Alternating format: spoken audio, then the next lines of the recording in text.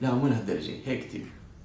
مرحبا، أنا أنور مجركش، مؤسس شركة بريسي بالمملكة المتحدة.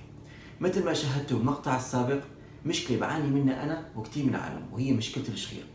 90 مليون شخص بأمريكا بيعاني من المشكلة، 37 مليون منهم بيعاني منها بشكل يومي. 80% من المتزوجين أحدهم بيعاني من هي المشكلة بينام بغرفة مستقلة، وهي الحالات ممكن تؤدي إلى الطلاق. الشخير ممكن يسبب العديد من المشاكل، أهم النعاس المفرط أثناء النهار، الصداع أثناء الاستيقاظ، وأخطر شيء على الإطلاق هو توقف التنفس اللحظي أثناء النوم، وهو ما يسمى بسليب أبنيا، وهو الذي يعد من أهم أسباب مرض القلب. جربت كثير من المنتجات الموجودة بالسوق حاليا، وهي بشكل عام بتساعد الشخص النايم لحتى يتنفس بشكل طبيعي. أولا، الرباط المطاطي الضاغط حول الرأس، وكمان في قطعة بلاستيكية تقوم بفتح الأنف من الداخل ومن الخارج، وقطعة بلاستيكية على شكل قالب أسنان توضع داخل الفم.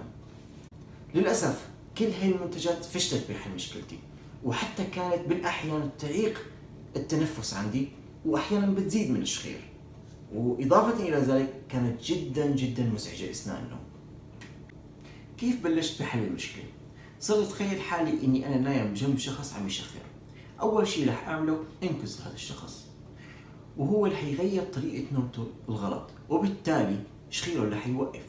وكانت هي نقطة البداية لأني أعمل شيء بيحل مشكلة الشخير، وهو عبارة عن تطبيق على الهاتف المحمول بيكتشف صوت الشخير عن طريق الميكروفون، وبيرسل إشارات لاسلكية إلى الساعة الذكية الموجودة على إيد الشخص النايم، تقوم بالارتجاج بطريقة مدروسة لحتى الشخص النايم يغير نومته بدون إيقاظه. ومن وقتها بلشت استخدم التطبيق بشكل يومي حتى قضيت على مشكلة الشخير تماما، وصارت من الماضي. أنا معاناتي حفزتني لاقي حل فادني وفاد غيري كثير من الناس. لا تخلي مشاكلك توقف بطريقك، لاقي الحافز تساعد حالك وتساعد غيرك.